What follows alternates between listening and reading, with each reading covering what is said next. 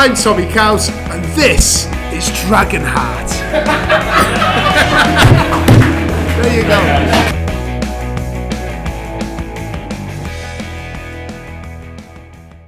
O'Connor, Okonkwo, O'Connell, oh baby, it's Dragonheart. On Saturday, Ollie Palmer scored in the first minute. That made him about as unwelcome in Gillingham as Billy Sharp would be in the turf. And on Sunday, Katie Sharp scored in the 4th minute of added time, and that would make her as unwelcome in Llandudno as Suella Braverman would be anywhere.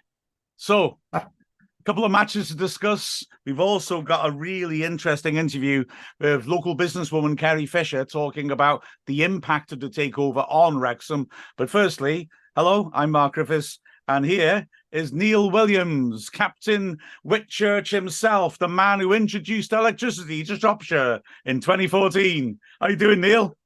Only 2014. Wow, yeah, I'm doing fine, Mark. Thank you. Excellent, excellent. We got some interesting stuff to chat about, so let's not hold on any longer. This is Dragonheart. I'm Mia Roberts, and this is Dragonheart.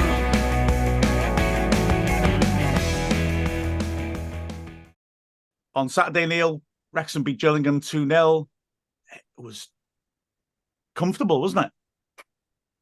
Yeah, I spoke to a few people since, I thought, Wrexham had such a great start with Palmer scoring in under a minute. I mean, that's got to be one of our quickest goals ever scored. I would have thought maybe at the racecourse, I'm not sure. I thought Gillingham would have put up a lot more resistance with a new manager in place. You get that, new impact of the manager, and they normally played really well. But I thought we controlled the game in many parts, restricted them to very few chances. Considering we were out without Mullin and James McLean as well. Everybody who played on Saturday played really, really well, and I didn't think they really got out of second gear, to be honest.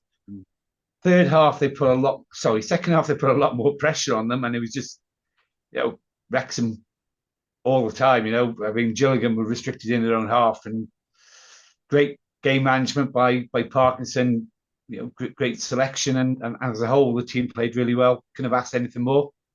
100%. I mean, I think you make an important point there where you talk about their new manager. They talked a very good game coming into it about how so far this season they've had a lot of the ball, but they've not had much cutting edge. And, the fact they're the lowest scores in the division back that up. And they talked a lot of positively about getting at us, giving it a good go, and changing up the way they play so that lack of creativity isn't an issue. But it looked like a major issue, I thought, on Saturday. I never really felt under any threat. And to be honest, I mean, okay, is that down to Gillingham maybe not being in the best moment? Or is it that we were really looking good at the moment and we can just control games like that? I think a bit of both, Mark. I thought, we did control them. We looked very, very good. We controlled the ball very well, closed them down very quickly. But you would have expected them to put a lot more fight, with a new manager and wanting to impress a new manager. They had such a good start to the season as well, and we're in the either top or second for the first few games. So I was really chuffed with the game on Saturday. At times, it was quite boring after we'd scored the first goal in the first half, because all we were doing was controlling the ball and restricting them to very little. But well played, Wrexham. 3 points, another clean sheet, and the unbeaten run goes on. It certainly does, and it was nice, wasn't it? Like you say, we just looked comfortable when they had quite a lot of the ball, but they rarely looked dangerous. The only big chance they had really was from a set piece, and we just let them pass the ball around in front of us and never really looked too threatened, in all honesty. It was nice, and to be able to do that, like you said, without Mullin and McLean and a lot of injured players was a real treat, wasn't it? Oh, definitely. They did have one clear chance where I don't know whether it was one of their strikers or defender was actually in the box, and he had a clean shot on goal and he hit it past the post. That was the only chance that they really had where we didn't pick him up and mark him. But besides that, Wrexham played so well, and hopefully continues this coming weekend away at Accrington. Absolutely. It was it was the centre back who missed the chance, and it's tempting to say a centre back's finish, but you expect any pro to hit the target from there 9 times out of 10, and it would have brought Okonkwo into action. But it was a pretty straightforward, clean sheet for him. Good to see Hayden and Tunnicliffe back on the pitch, though, wasn't it? And Cannon on the bench, although he didn't come off. We didn't think any of them be available. No, I didn't think Cannon would be back after his injury against Mansfield in the Cup. I thought he'd be out for a few weeks, but no, good to see him on the bench. Tunnicliffe coming back, which is great. I mean, Hayden back so soon as well. The new thing is this weekend, I think we lose Mendy and we've got McLean missing on international duty. So, but we've got such depth in the squad. They can bring anybody on, and it doesn't diminish the quality of the performance or the team that's out on the pitch. Just thinking about that, though, like you're looking forward to Saturday as well. Like you said, McLean initially was going to be able to play on Saturday, but now he's been called up for both internationals. So we have essentially got Anthony Ford as a specialist wing back, and that's it for Saturday. What do we do? We got McAlinden, haven't we? He can do a job on either side. Jordan Davis, but he hasn't actually ever been picked at the wing back by Parkinson. No. O'Connor? Well, O'Connor sits in the centre of defence at the moment, but if Tunnicliffe's back and Hayden's back and Toes is back to his good old self again with his, he didn't put a foot wrong on Saturday. So, maybe move O'Connor back in, as a wing back. Yeah, could do. We've got a few options. Yeah, we've got Barnett on the wing as well. So, I can't see it being a problem with the squad. I mean, McAlinden, but I think McAlinden plays better as a midfielder rather than a defender. Yeah. I mean, you say many times, Mark, about you do worry when a player's running at him and with his defensive skills. But I think he plays far better as a midfielder. Yeah, and to be fair as well, we asked the wing backs to get up the pitch a lot. So in that respect, McAlinden can get up the pitch. I'd be interested to see what he does. I mean, James Jones has been used briefly at wing back as well, and you can see his attributes. But it's like you say, this team is clicking really nicely. You don't particularly want to move key players out of positions. Jones is playing superbly well on the right of the midfield three. O'Connor's doing really well on the left of the back three. You sort of feel like you want to not shift things around too much, do you, really? No, not at all. Mendy had a fantastic game on Saturday. He was superb going down the wing. So, he'll be a big miss. But I say we've got quality players to replace him. Exactly. Nice one. Well, let's hope Accrington goes well then. And we'll have a little break and have a chat about the women's team. I'm Steve Dale, and this is Dragonheart.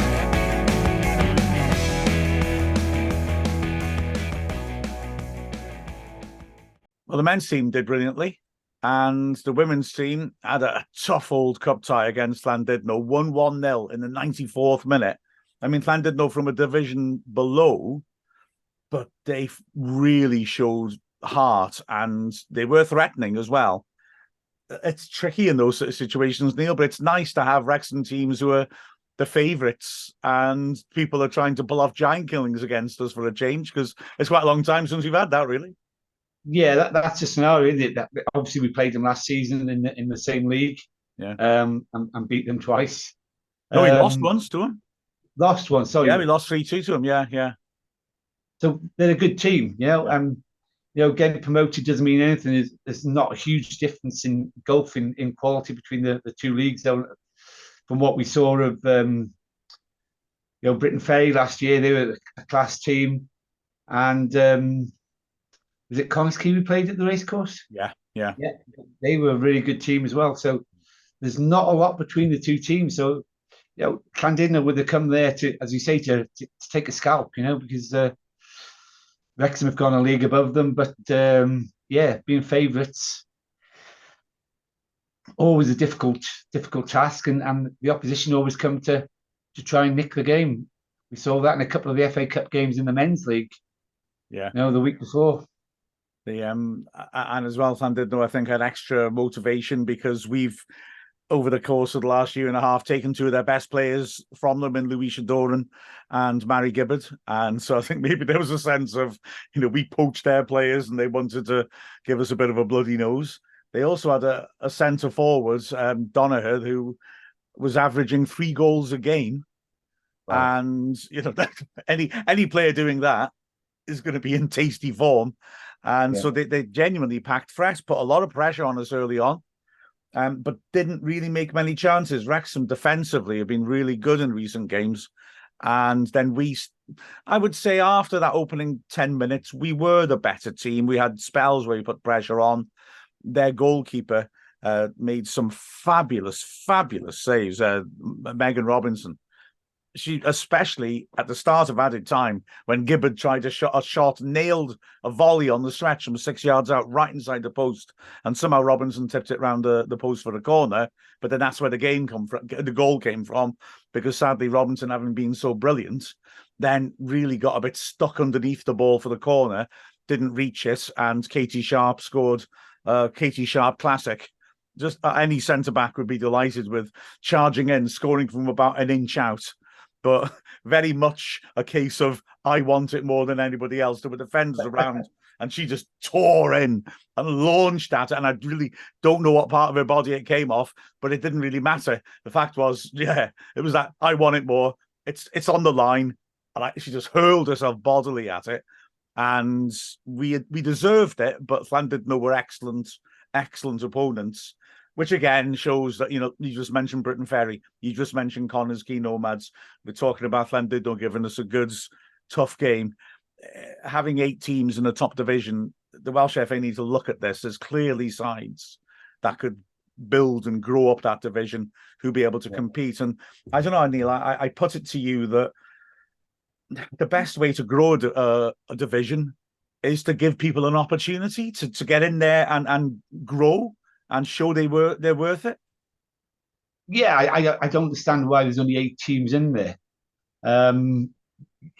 We think at least 12. There are some other quality teams that Wrexham played in the north, and I'm sure there's going to be exactly the same down in South Wales. With Britain Ferry, mainly one of them. But they could increase it by 2 teams from the north, maybe, and 2 teams from the south, just to make it a more competitive league and a bigger league. Yeah, I mean, Cascade, who are a youth club, I believe, who have a senior team. I may be wrong on that. They pushed Britain Ferry really hard in the Southern Division, and you see how good Britain Ferry was. They must be pretty decent, then, mustn't they, as well, to be able to keep up with them until the last weekend of the season. So yeah, you feel like exactly what you said, having another 2 from the north, 2 from the south. It would also address that imbalance that Wrexham's promotion made a small scratching of the south, it being a very sort of southern-centric league. We've got us and TNS, Aberystwyth in mid Wales. Everything else is in the south. It'd be nice to see a couple more northern teams. I just feel like a body like the Welsh FA has a bit of a responsibility to represent the whole country and make an effort to do that. It seems a shame, especially if they want to, see the women's game grow in Wales and improve our performances on the pitch, on the international pitch. So they've got to give these Welsh players a better opportunity in more competitive games in their own locality, so they don't have to leave the country and go and play for a team over the border in England. It'd be far better if they're playing in Wales. Yeah, exactly. And I think it would give the manager, the Welsh manager of the women's team, less of a headache, and give a lot more players to choose from the Welsh system.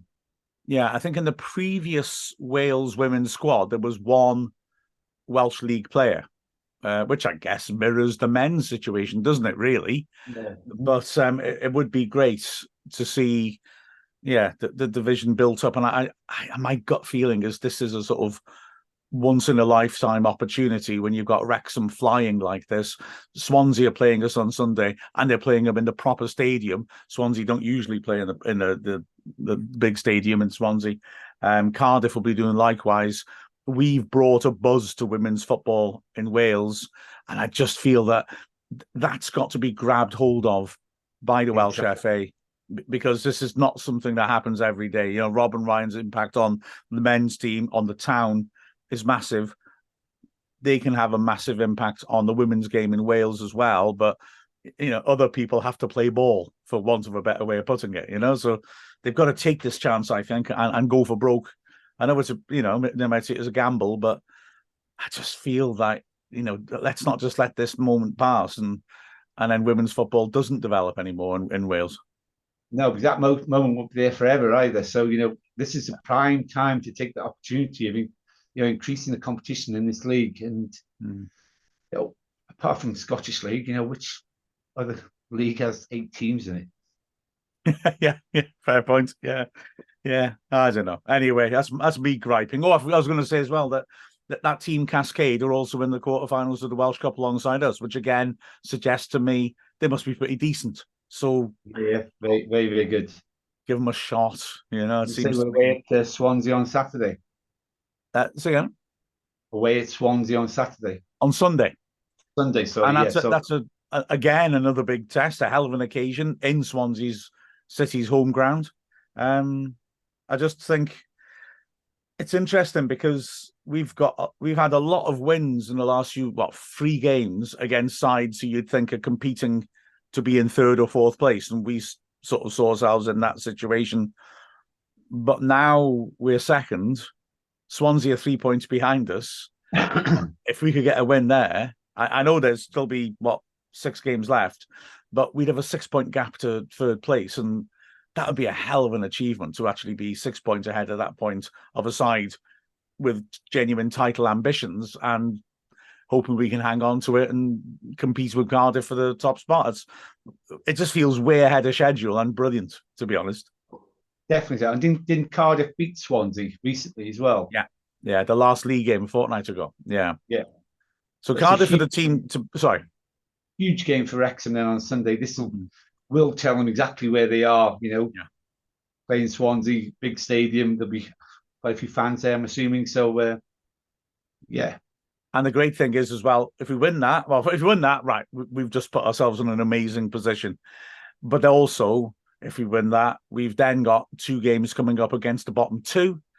So we can look to maintain that. And then hopefully we get ourselves into a situation where there's 4 games left and we're 6 points ahead of Swansea, or feasibly more if they drop points. So that to me feels like if we could get a result this Sunday, you just feel that things could beautifully drop into place where you only have to look above and not worry about what's in 3rd place, which is a great thought. I should imagine then with only 8 teams in, it's quite a short season for them as well. Well, yes, but then the season will split. So we'll get the top 4 will then go into their own little mini league using the points already accumulated, and then the bottom 4 will have a relegation. Play some to the Welsh Premier League, Yeah. And I think that's quite a nice idea, and it'll be quite fun to get into that. But let's say, frankly, that was our intention. Our aim at the start of the season was let's try and get into the top 4. Let's try and get into that, that league there. But now, half the season's played. We're 3 points off the top. Clearly, we are title contenders. Yeah. This is wonderful. The crowd turning out, Mark, to watch the women's team at home when they play home. We're getting crowds of around 500, 600.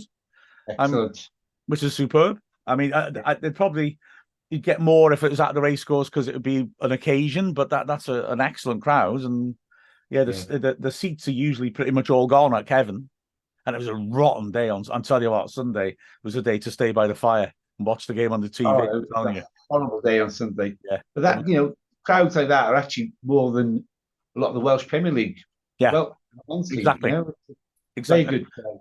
I mean, twice a lot of Welsh men's Premier League crowds, frankly, aren't they? So, again, that's brilliant. Fantastic atmosphere there as well.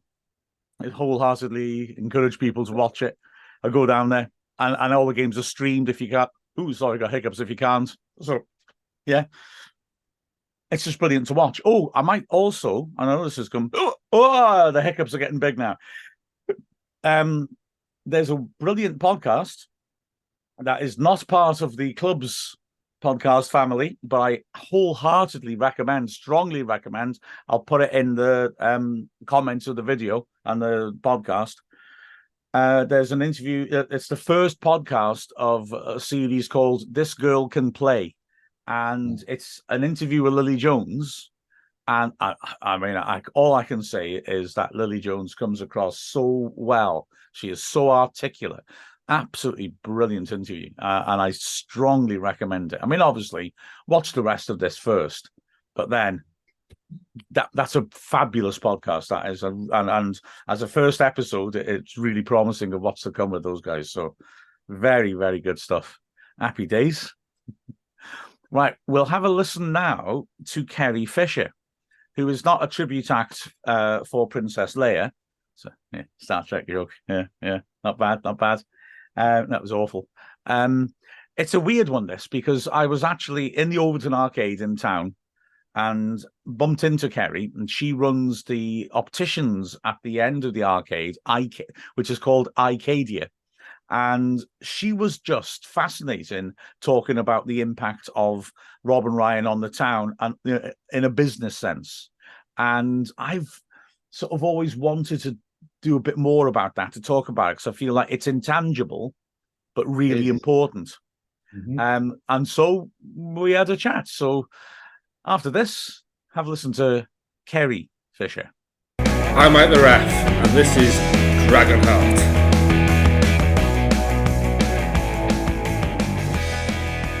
Your reasons for starting up here in the Overton Arcade are specifically linked, I think, in many ways to the effect on Wrexham of the takeover.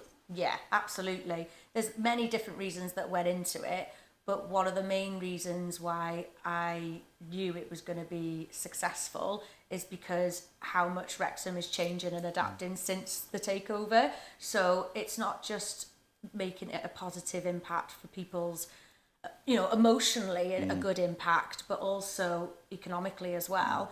I've opened here. You can see up the high street, there's lots of painters and decorators bobbing about at the minute on High Street, and then up the main shopping street as well, you can see. And it's really nice because a lot of these shops have been boarded up for so long. And then all of a sudden you're seeing on the Wrexham Leader and whatever it is, all these different news articles of such and such has been approved here and there, such and such has been approved. And I think it's only going to be beneficial for, the whole town, not only for tourism, money coming in, but also it improves people's lives, doesn't it? It makes people feel good, it makes people feel better, and that we don't have to jump on the bus or the train to Chester. Which, no, we don't want to do that. Nobody we wants want to to do stay that. here at Wrexham. I mean, I'm obsessed by the sort of intangible effect of the takeover. And that's exactly it, isn't it? I think people just feel more upbeat and positive about Wrexham. I'd include myself in that, if I'm perfectly honest. But I think that there is it's hard to measure, but there's a real sense, isn't there, of, we're from Wrexham, we like this, and it benefits people all around. Absolutely. You could... Previously, before the takeover, people would ask you where you're from, and I would just say North Wales. But now you can drop Wrexham in there, and it doesn't matter where you are in the country, everyone's heard of you, whether they're from here or they're a tourist on holiday. They know exactly who we are, where we're from, and now they know all about the football club as well. So, I often go to the pubs on a Friday, Saturday night or whatever, and you can meet a tourist here that's on their holidays. And why have you come to Wrexham? Oh, we've got tickets to football games. I'm like, wow, that's incredible. And it's so good for the local businesses. And I thought, I want a piece of this. I think I can make a success for what I want to bring to my city. And on the back of that, the business is something different as well. So I just knew it would work. I mean, and as well, you were saying to me before, other people that have consciously decided this is I don't want to put this the wrong way, but it's a wave you want to surf. It's something exciting. It's an incentive to set up businesses in Wrexham rather than just go somewhere else where it might feel like a safer bet, or might have done in the past, but now Wrexham feels like a place that you can set something up and it will flourish. Yeah, absolutely. There's been a couple of stores just up and down the high street which have recently now been leased out, and like I said to you earlier, they're all decorating, getting ready to open, because a lot of people can see that if other businesses are doing it, exactly how I felt earlier, I want a piece of this. I want to be part of this story. I want to make a positive impact to my community, and I want to bring my skills and my professionalism and offer what I've got, you know, to my community, to my town. And it's infectious, isn't it? You know, and it snowballs out of control. And you know, once other people start doing it and seeing how successful it is, I think it's only going to be positive. Now, of course, here you're maybe not a business that's going to rely so much on footfall. Although having said that, people will be more aware of you the more they're in town and walk around in here. But having a big event in town once a fortnight at least, having things like processions when we win the trophy, that went straight past here, of course. It did indeed. It was insane. It was madness. It was so good. But that must be good as well, into like a motivating factor to make people want to give it a go in Wrexham, start a business in Wrexham, because you are getting a lot more people in. You are getting more eyes on a business in Wrexham than you would have done, I'd have thought. Yeah, absolutely. And I think a lot of it, you can rely on the footfall up and down here. But what's unique about this little arcade, people come looking for it. And I think previously businesses had moved on from here before, so they want to know what's down here now. So, you know, we're all quite conscious down here to kind of fit into the same, you know, ethos, and we all want to kind of look and feel the same, but with our own kind of unique style as well. So hence why I've got the board on the high street to try and get people down here, and I'm quite big on social media as well, trying to, you know, create TikToks and Reels, which was interesting, trying to learn how to do that as well, I must admit. I didn't enjoy it at first, but now I love it. But yeah, the footfall is, I think it's only ever going to increase the more the tourism increases, and that's why I wanted to have quite a lot of sunwear in the shop for people to come in and just buy off the peg as well, rather than bringing their prescription in. I mean, as in the past, Wrexham has had tourism, but it's tended to be based around parish church behind us because of our Yale's tomb, and also more as a sort of base, I would say. You know, we're well located for people to go out of Wrexham, which isn't very helpful for Wrexham in terms of being a business centre or a shopping centre, because people are staying in the Winstay or whatever it did in the past, so they can go to Llandudno, so they can go to Conwy, so they can go to Chester. But now, I mean, you must see it being in the heart of the city, the amount of people coming from other countries, and if not as part of a tour of a holiday where they're going around Britain, even sometimes just to stay in Wrexham for a couple of weeks, that must be mind-blowing to see the amount of people around it. Yeah, it really is. I mean, previously, I think if I ever wanted to try and explain to someone where I was from or where the business was, it would be, oh, have you heard of Llangollen? Have you heard of Llan? You know, the aqueduct. You know, surely you've heard of that. Oh, yeah, I've been there with my family years ago. Great, right, we're not far from there. And maybe the tourism back then would all kind of escalate that way, you know, bypassing the town. But no, definitely now. I think it's only going to, well, we'll see it when, you know, if anyone builds more hotels or more pubs or whatever like that, you know. I think people are coming here to stay here to experience, yes, the football game, but also the culture, the Welshness, the difference, you know, and just embrace it for their holiday. And it's a bizarre time. It's weird to see, but I'm loving it. And it's only going to get better. I think it's fantastic. And as well, the fact that, you know, I'm particularly interested in what you're saying, because there are plenty of businesses that directly benefit from a link to the club, but it isn't just that. There's a growing sense of confidence in the town, because businesses like yourself who aren't linked to the club, you still benefit from the fact that you are in a place that's going upwards and has more self-confidence, if you will. Yeah, definitely. I think for me, that was the cherry on the cake. The club being sold, and then season 1 of Welcome to Wrexham, and just seeing how the community just felt better and felt more positive. And it was so good to see on that show on the first season. And I just thought, this is too good to miss. If I don't do this now, I'm going to regret it, because someone else with my qualifications is going to do it, and I'll kick myself for it. I'd be gutted. I really would. So I think for me, it was just, right, this is silly now. Get your ducks in a row, speak to who you got to speak to, put your big girl pants on, as they say, and let's get this show on the road. And that's exactly what I did with the help of my partner, and why we wanted to open it here. The arcade is perfect for it as well, because like you mentioned about the church, it's such a lovely little view and a little walk around here. And that's how I bumped into you. You were showing tourists around down the arcade, and that's how I met you. So it's brilliant.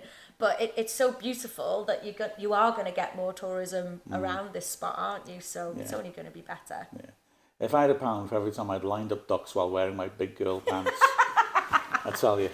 But, If you had £1. Love it. I should have mentioned that because only my psychiatrist is aware of it. Are they? Well, yeah. But it's just such a. I don't think I can cope in my brain with how mind-blowing this is. I feel like I just go along as if this is happening now, like it's normal. This is not normal. No. And I love the way you've said about it's been a sort of once in a lifetime opportunity that you just feel an obligation to grasp. Yes. This doesn't happen to towns. No. This country is depressed. This town was depressed, and then suddenly it's a city, and it's the talk of the town. Well, it's the talk of everybody. Yeah. This is it's a remarkable time for this town, and it's in the whole long context of it. It's just mad. It's such a nice story for me. Yeah. And I feel really privileged to be a part of it, and the fact that it's in my time. We've been through how tragic it has been, this town, and I wasn't part of that time. I was too young or wasn't here. But I like the fact now, I'm old enough to start the business and watch this city change and grow and improve everyone's lifestyle. Whereas I think I'd be a bit disappointed if I was like a toddler at this age watching back on documentaries like, oh my gosh, that looks so good. That must have been such a positive feeling. So we're blessed that we're part of the story now. We're part of history, and you love your history more than anyone. I certainly do. I wallow in it and live in the past, and suddenly, out of nowhere, the present's better. What a shock for me that was. I've got to say, I shouldn't have said that you have no link with the club, in that there are your epic frames that Rob and Ryan could benefit from. They could benefit from, Should they choose to take up the offer? I would love them to. Yeah, so tell us a bit about those. So when I opened the business, obviously I needed to decide what frame brands I took on, and I wanted to be quite small and quite niche, so everything is either handmade or it's bespoke. And one of the brands is called Feb 31st, so it's handmade in Italy out of wood.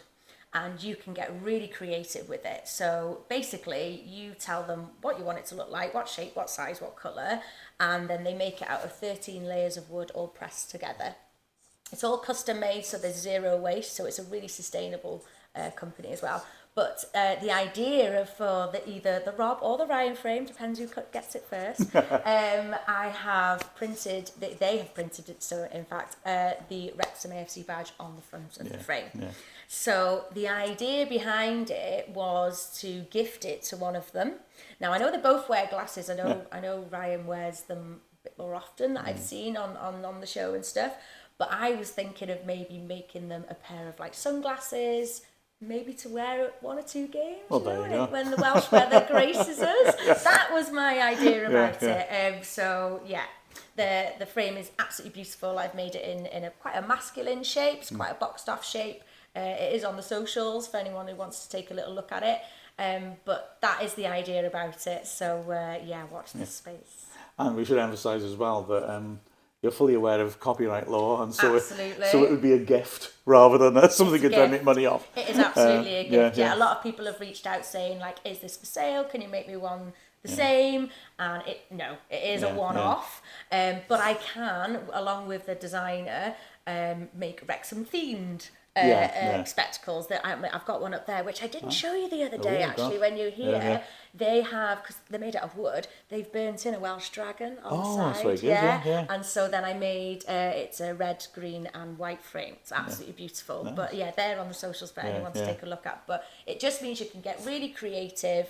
and there's not going to be, you know, 2 pairs of specs the same out there in Yeah. the UK or globally, because Yeah, it's a global company. So yeah, it's a beautiful, beautiful brand. And they're the ones who make them out of the trees knocked down by Storm Via. Is that right? That was it. Well, we were talking about the pronunciation earlier. You guessed, yeah, with our Welsh accents. But yeah, so it was the storm that hit the Dolomites in 2000. Was it 14? Was that the year? I'm going to say yes. I've no idea. We'll have to idea. take a look at that, wouldn't we? But yeah, 14 million trees were felled because of the storm.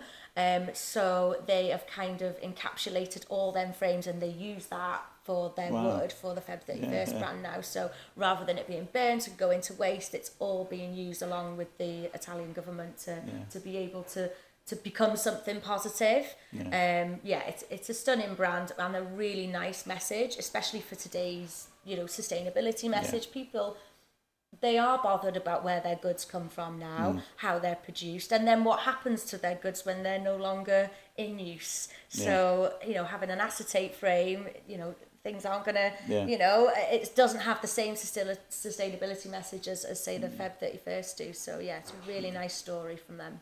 And something that interests me as well about here, Eyecadia. Just remember, I haven't mentioned the name of the place. Oh, yeah, so that was good. Eyecadia. Yeah. But it's interesting to me because I think when the town has been more depressed before the takeover, I think businesses like this, and there are a lot of other ones like independent businesses, like I said, like you were saying, hadn't got maybe the courage to set themselves up in a town that appeared to be that was failing. And I find it really interesting that, this is a bespoke business, and you know, as are many others that you've mentioned or that you've alluded to, and it's the sort of thing that people in Wrexham weren't getting, because the only people willing to take the chance on opening or sustaining a business tended to be chains.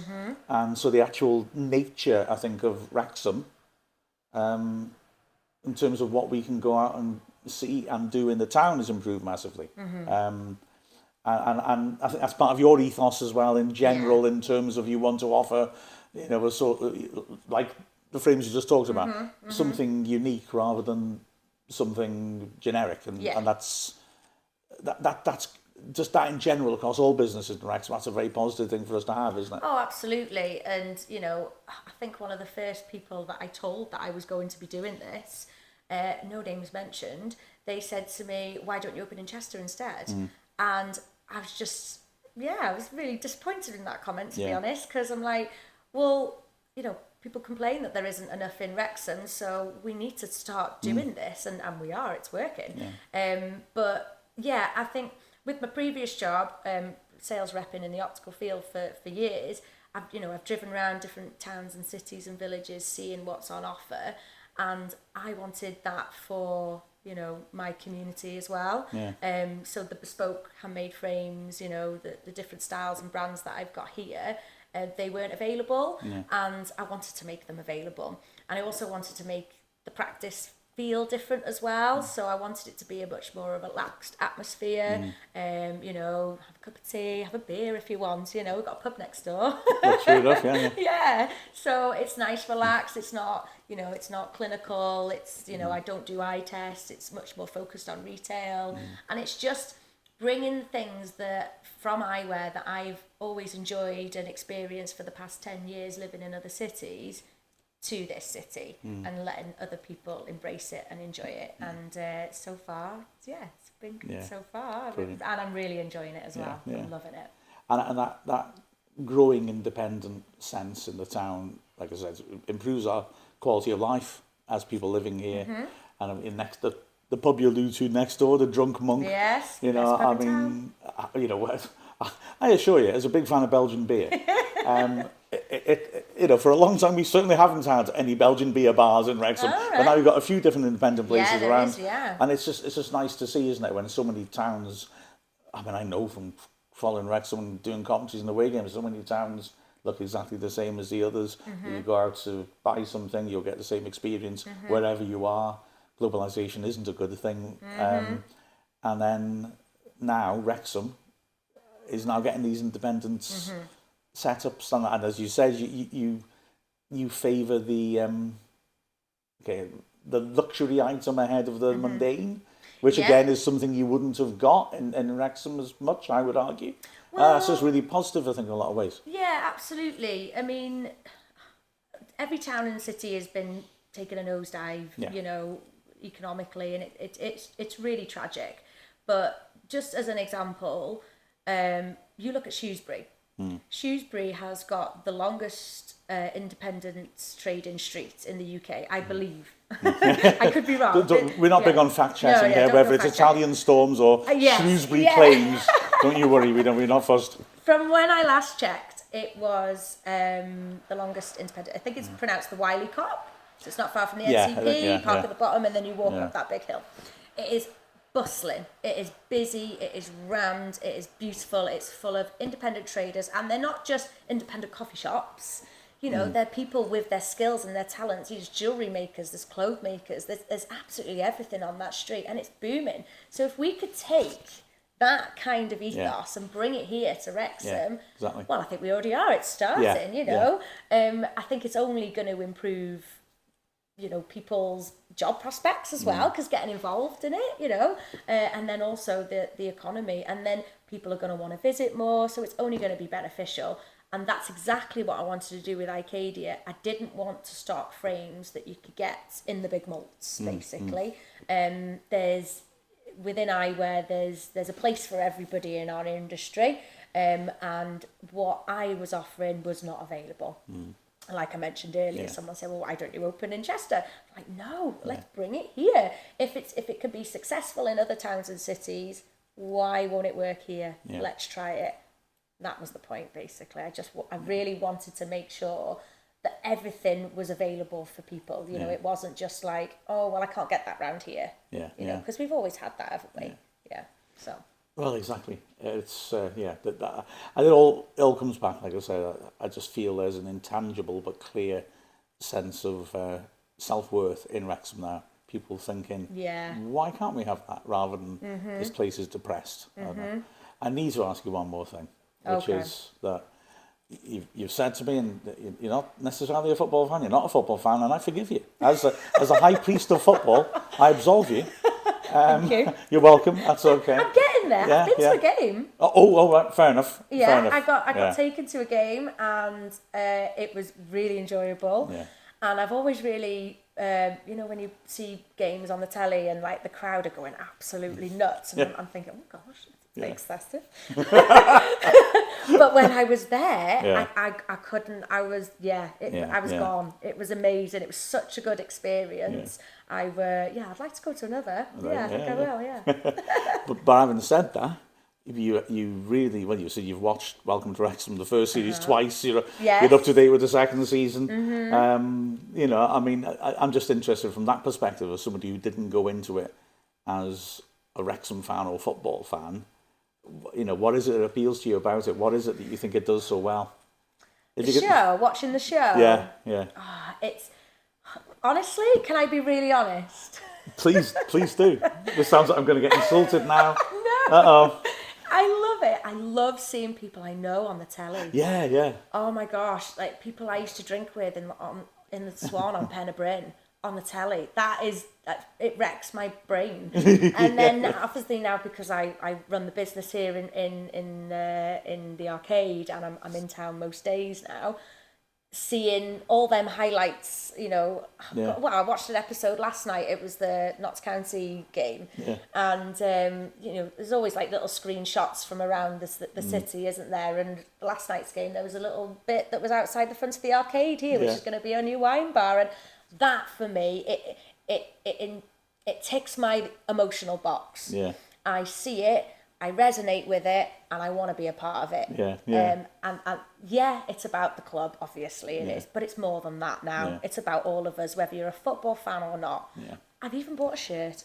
Oh, very good, very good. I have. It's that teal green away one with Always Sunny on the back. I love it. Yeah. Maybe I should have wore it today. Well, no. That's you know, we don't have a strict wardrobe rule on this show. I promise you. I mean, that's brilliant to hear.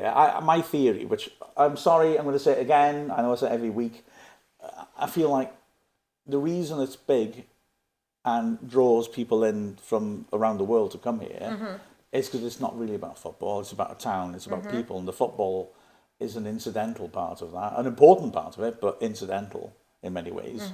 And I think that's what makes it so appealing, that people come here to see the place and to see the people as much as going to see the game. And Absolutely.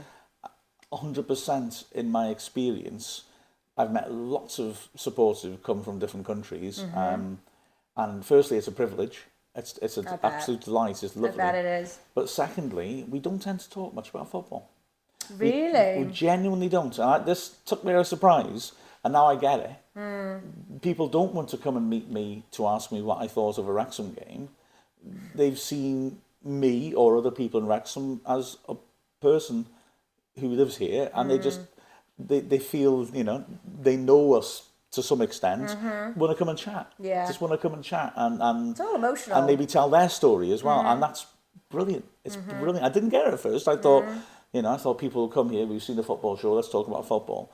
Genuinely don't. That's good. And that's I nice love to think though. that. But I think I'm right, that it's the show draws people in because of the people. Yeah. I think The and that's what gives culture. it.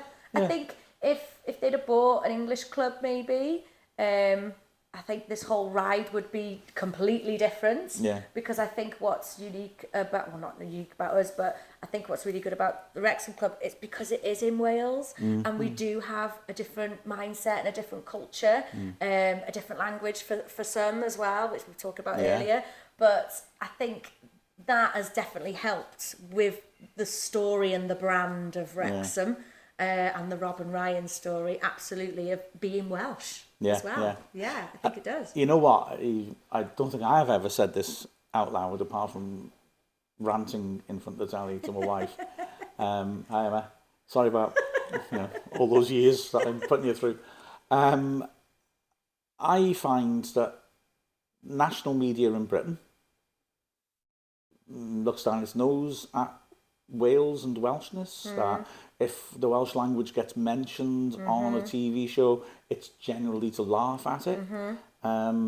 If you're on I know this is a trivial thing, if you're on a quiz show and you come from Wrexham, they clearly will make you say I come from Wales or North Wales. Yeah. Whereas if you're from somewhere in England, generally you'll be able to mention the neighbourhood rather than the town often, you know. Yeah. And something I really like, and I think some people feared a little before the show came out, is on Welcome to Wrexham, Rob and Ryan pay genuine respect to Wales and the Welsh language in a way that you actually don't see much in British mass media. Yeah, and it's not a joke. Yeah, exactly. It's serious. Yeah, the whole poppy ping thing for microwaves, which, you know, I mean, my wife explains, this wife's first language Welsh, that, yeah, people do say poppity ping for microwaves, but it's not, it's a sort of jokey thing, but it's presented as, look at the silly little hobbits and their odd language, isn't it? Really, you know, and that's part of it, you know, that sort of thing. Whereas you say, well, it's like a jokey sort of slang thing. It's not really that widespread until people started saying it, you know, as a joke. Yeah. But there's no element whatsoever of that on Welcome to Wrexham. They take us for what we are and they celebrate it. Yeah, absolutely. I really like that. They go right back into, well, they were talking episode the other week about Gresford mines and stuff like that. It's very serious to them. Yeah. They understand where we're from and the culture and the history and the pain and the struggle. They get it, don't they? Yeah. And they want to bring that, you know, globally. You know, not just nationally. It's global, isn't it? And I think for them, I think they see it as a bit like their duty now. Yeah. Because yes, they're the owners of a football club, but I don't think people would respect them as much as they do without them doing what they're doing. Absolutely, and it's a credit to them. Like their PR team is obviously top notch. Well, they're doing a very good job because it's only positive for when people watch it and like they want to come here. And it's interesting as well to me in that you get the sort of overall sense when you look on social media that other people in Britain and other people in football don't like this. That's not true. It's purely the loudest shouters on social media. It's a small minority. I go around football clubs, or they come to us, and 100% people just say it's great. But I also, but when it comes to that cynicism, it's sometimes fans, and that's just what fans do. That's Yeah. fine. That's okay. It's football, We'll isn't it? moan about another team, and we don't really mean it as such, or Whatever. or yeah, exactly. But there is an element, I think, of national media reporting in football, which is very sniffy about us, rather than the people in football clubs who maybe a little bothered by the fact that we're clearly a force. You know, when you're in League Two and then we come along, you sort of think, oh no, they're going to be good. They're going to be above us this year. So I get that, but that's all it is. But then you do get a sort of sniffiness sometimes by, shall we say, national writers rather than local ones or people attached to clubs. I've said that twice now. I'm just going in circles, but that's what I do. It's. I have no idea where I was going. That's the problem. That's the problem with going in circles. I had a profound point to make, and I don't know what it was now. What was it? Did I read somewhere that, I mean, I could be wrong here, or did someone tell me, but apparently when it comes to home games, like, all the clubs have the best away tickets because they all want to come here for a game. Well, Neil on our show has pointed that out regularly on this show. That's what it was, that he says, firstly, there's only one team that haven't had 1,000 away fans here. That's roughly the amount we offer. So it's very rare the away fans don't sell out. And to be fair, the team that didn't sell out was Sutton, which is, the other side of London, on a Tuesday night. Bit of a mish. And they're not a big club as such. I'm not mean that insultingly, but their history is a lower level than this. And they still sent $300 on a Tuesday night when it was horrible. So that's impressive. That is impressive. But Neil also points out that everybody we go to, their biggest home crowd is us. Oh, brilliant. Because everyone, whether it's to give us a bloody nose, fair enough. But we are the hot ticket, So it's all fascinating that. Yeah, but it's not just good for our club, it's good for their club exactly as well. And that's something, it spreads, it's infectious. And that's my point, apart from the one I've forgotten, which is... Are you there now? No, but I'm determined to remember it, because I know when I thought it, I thought, this is good. This is good, this is a doozy. Yeah. I remember it. Excellent. Go on, shoot. But I'll say the first thing. I'll say the other thing first and then see if I forget it again. This doesn't get edited, does it, everyone? You're watching this right now. Yes, you are. You're watching me. You're watching to a live meltdown. Well, it's not live, obviously, but you'll read the headlines about me going insane before you watch this. Now I've forgotten both of them. Oh, God. Oh, well, never mind. And this is my style. I promise we didn't have a pint next door. Didn't? No, we had a cup of tea, and shocking. I'm actually disappointed we didn't get a pint now, because I think this is what it would have been. Goodness knows what it would have been like that. That's a lot. It is good for other clubs, and that is illustrated by the fact that other clubs are happy with us. You get the odd fan mouthing at us, and that gets all the attention. But generally, they're okay with us. And then the other thing, which I'd forgotten, but now I remember, is you sometimes get with mainstream journalists, people saying things like, they're not in it, they're only in it for the money that the owners, or they're only in it for the attention, and things like that.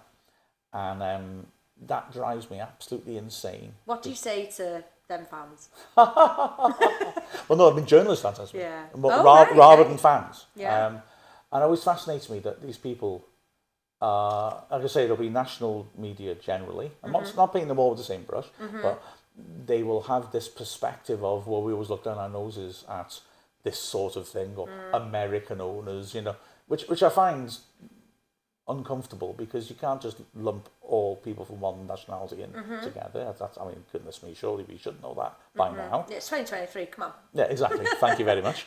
But then when they say this, so hang on, they want more publicity.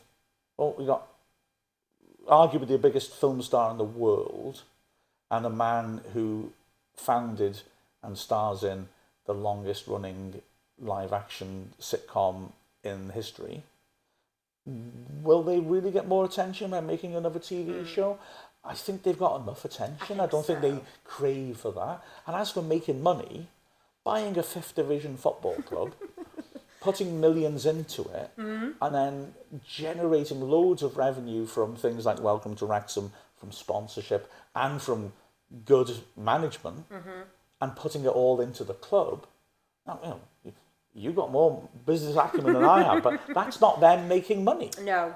It's just so lazy. Yeah. So I suppose what I'm trying to say, in an amazingly long-winded way, You'll get is that no, it won't. Is that I think when people see criticism, it's more generated by national media who aren't interested in even looking into the facts, than being real. It really, I don't find resentment towards us at all when I go around. No. That was an amazing 10-minute ramble. You got there. Simply because you said about how they've got good intentions at the end of the last thing you said. And I spent 10 minutes essentially to say, yes. Yes, they do. Yeah. Correct. Yes. Smooth. Now, just edit that 10 minutes, huh? Yeah. I mean, I can't comment on the media when it comes to football because I couldn't be able to. I don't read it, do I? And I don't. I can't kind of follow that kind of thing. But I must admit, my Twitter's blown up with lots of Wrexham Wrexham football fans ever since your tweet. So Yes. Now I get a lot of football news that I've never had before. I'm sorry about that. No, it's lovely. It's nice to read. It's great. It is good. But no, I think you're right. I mean, you're always going to get that kind of we're better than you kind of attitude, aren't you? Yeah. And then we come in with new owners and they've done what they've done for the town, and then it's always going to be that bitter resentment, isn't it? Why wasn't it us? And then also it makes our losses and our embarrassments even bigger, and even more embarrassing, and like, oh my gosh, Halifax, oh my God, that kind of thing. And it's like, well, calm down, there's still people. Yeah, exactly. And there's still sportsmen, and we lose, and things happen, don't they? And I think for situations like that Hollywood owners, that it does kind of amplify it a bit more. But I think it's only going to get bigger and better, and I think just keep going the way they're going. And I can't wait for the future. It's going to be amazing. And that's the perfect way to end all this conversation. Brilliant. Oh, thank you so much. Thank you. It's been an absolute pleasure. Oh, I've loved having you at the shop. Thank Excellent. you. Cool. Do you want some sunglasses? Well, I mean, if you're throwing expensive sunglass frames around, I might just go along with it. Nice one. I'm Luke Young, and this is Dragonheart.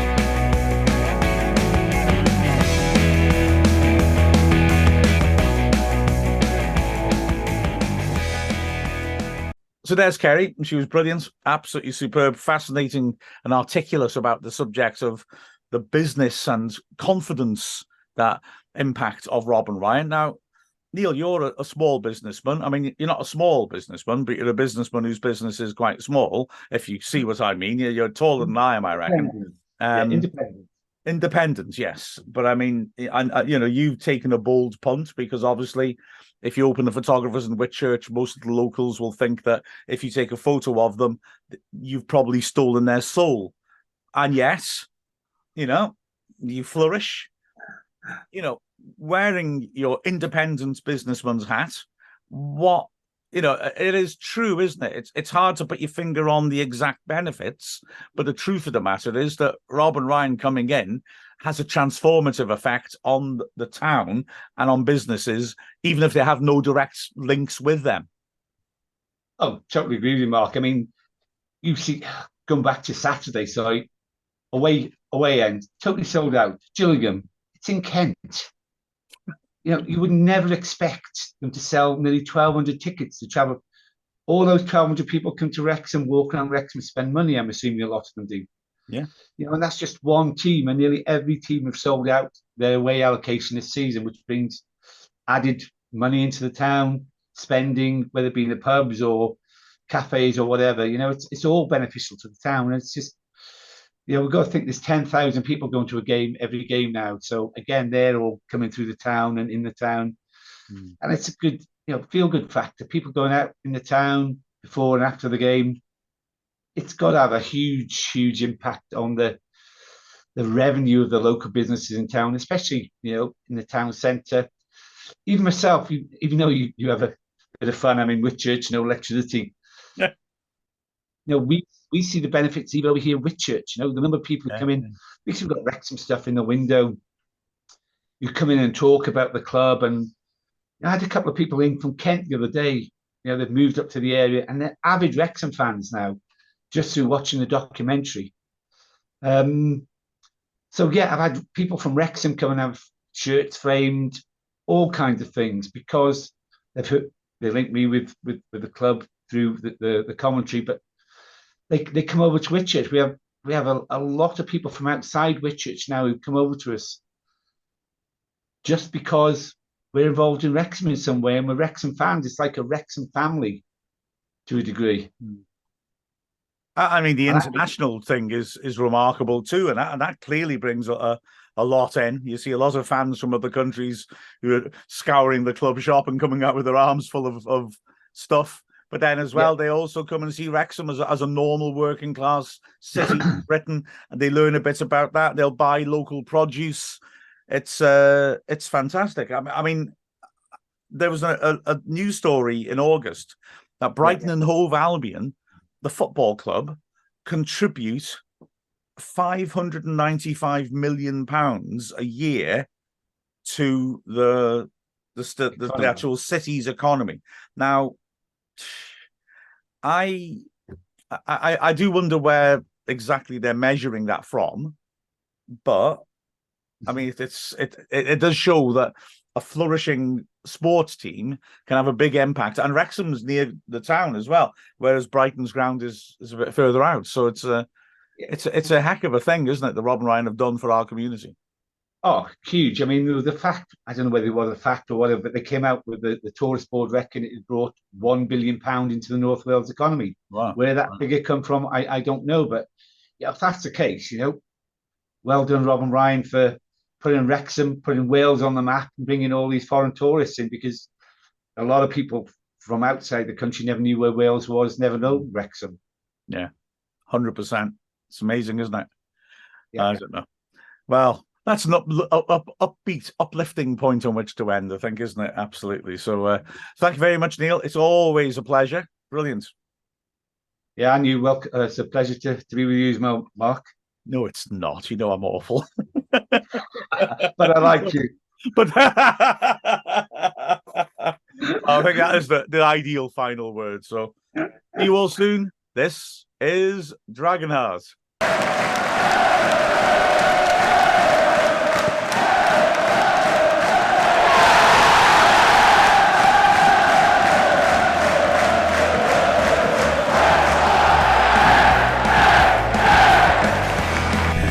I'm Neil Roberts, and this is Dragonheart.